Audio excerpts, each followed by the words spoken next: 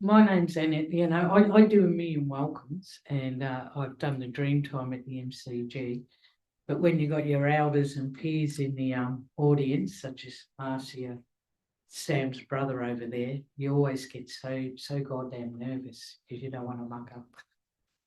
But this is NAIDOC week. Happy NAIDOC, and I just wanted to take a bit of time to explain about NAIDOC. What a lot of people don't realise is that when Indigenous people fought for our rights, we also fought for the rights of women in Australia and minority groups. Back in the 70s, whether you're Aboriginal or not, if you had a child at a young age out of wedlock, the child was removed. Women weren't allowed to drink in pubs. Aboriginal people weren't allowed to drink in pubs. Women weren't allowed to vote. Aboriginal people weren't allowed to vote. And we didn't have equality, we didn't have equal pay rights in the workplace. Neither did women. So when Aboriginal people fought for the rights of our people, other people don't realise, but other Australians that were minority groups and women come along and got the rights we got without the blood, sweat and tears. NAIDOC week is about celebrating that.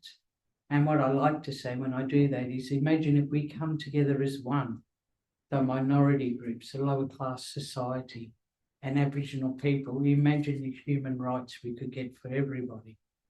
So I just want to explain a little bit about NAIDOC and us celebrating, but also that other women and minority groups in Australia got what we fought for, and we still haven't got it yet. I was at the Women's Football League and the Wheelchair League, and I found out that the women in sports still don't get equal pay or equal rights to the men, and the same with our Indigenous football groups. We're still facing racism on the football field, which isn't good.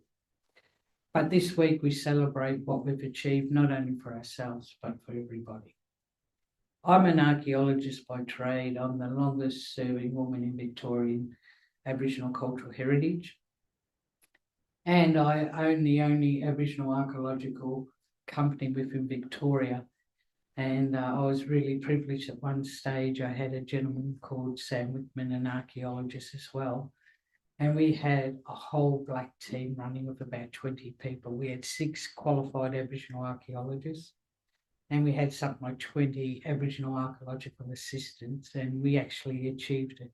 And we ran the salvage program for a long period of time. I was an Aboriginal side officer, which means I was in charge of Uncle Jim, and we repatriated all our people. We repatriated over 400 people, and I was the first woman again within the perimeters of Victoria to do the repatriation. And when I first started, the boys said, "Oh, look, reburials are men's business." And I said, "Look, guys, for a start, reburials aren't cultural, they're a contemporary thing. And show me a burial where there's only men, and I'll gladly stand back." But they couldn't do that, so I went ahead with our reburials. But I was at a place once called Wurundjeri with a gentleman called Bates, and he was with another gentleman called Dan Witter, and he told me a story, and I thought I'd tell you the story. But they used to trade with our Mount William stone axes, and he told me the songline of it, and he told me that around a campfire in Broken Hill, and he told me a story about Bunjil, the eagle, when he flew out over the world and he created everything. When he went back to the dream time, there were 7 naughty women in Wurundjeri who wouldn't stop mucking up. And so Bunjil went back to the dream time, but he heard a ruffle across the land, so he come back out, and these women were being bad. So Uncle Badger told me that Bunjil got the women in his wing and flicked them into the sky, and they started burning. And today they're known as the 7 Sisters. And they're a story from our people that's also in the Greek Orthodox that explains that if you muck up, you'll be ostracised from community and put out. Then I had the opportunity and working with a guy called John Morris, and we're working down in Wurundjeri land. And there was a ceremonial site there out the back of the Yuyangs.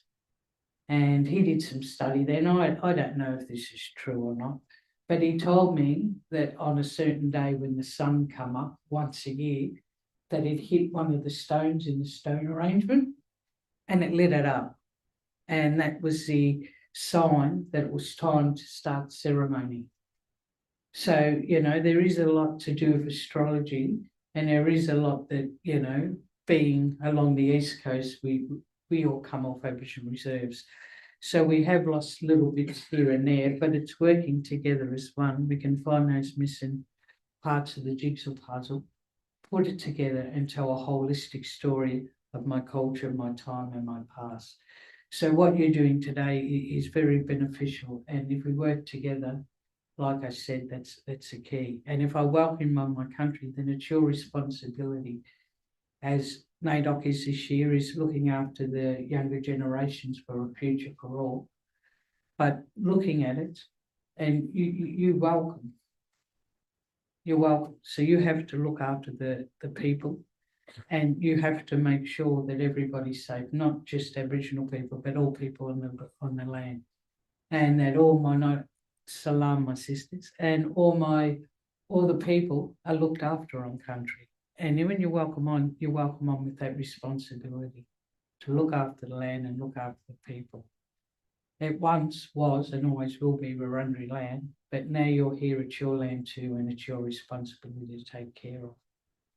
And I was doing a talk once in Castlemaine, and I talked about Bunjil and how it doesn't matter what religion you come from. We all believe in a creator, and we all believe that we're created from the land, whether it's God, whether it's Allah, whether it's Bunjil. And even if you don't believe in it, you believe in evolution, you still believe we come from the land and we were migrated into cells and molecules and evolved into what we are today. And I was given this talk in Castlemaine, and this gentleman said to me, look, I respect your dream time. He said, but I believe in Adam and Eve. He said, I believe that. Why? I said, okay. I said, but wasn't Adam and Eve from the Middle East? So they would have had to have a nice colour at least, eh? And then I said, look, was there apples in the Middle East, or was it pomegranates and figs? So that was 2 out of 3 wrong. And I said, but he must have got the 3rd one right, eh? Because if Adam and Eve had been black, they would have said, stuff the apple and ate the snake. And we wouldn't be in the shipyard today. Wurundjeri now. Welcome to Melbourne. My land is your land. Please look after the children and the land. Thank you.